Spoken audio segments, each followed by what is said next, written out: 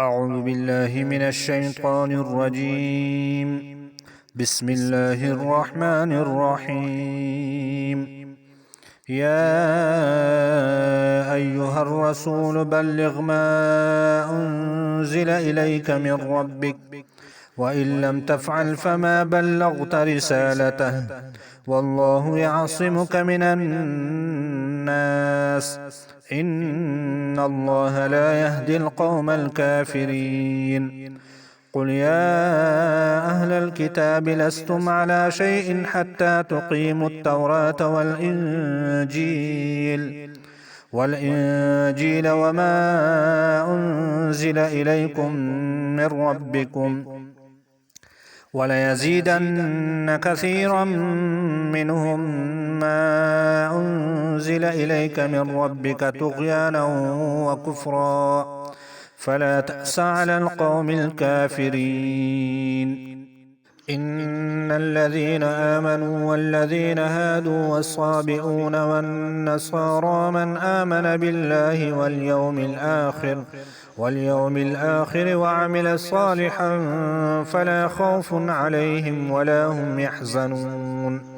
لقد أخذنا ميثاق بني إسرائيل وأرسلنا إليهم رسلا كلما جاءهم رسول بما لا تهوى أنفسهم فريقا كذبوا وفريقا يقتلون وحسبوا ألا تكون فتنة فعموا وصموا ثم عموا وصموا كثير منهم والله بصير بما يعملون.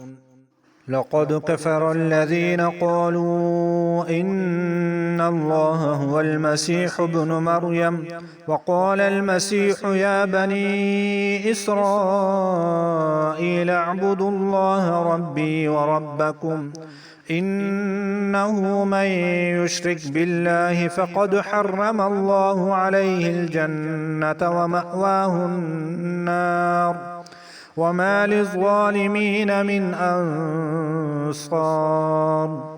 لقد كفر الذين قالوا إن الله ثالث ثلاثة وما من إله إلا إله واحد وإن لم ينتهوا عما يقولون ليمسن الذين كفروا منهم عذاب أليم.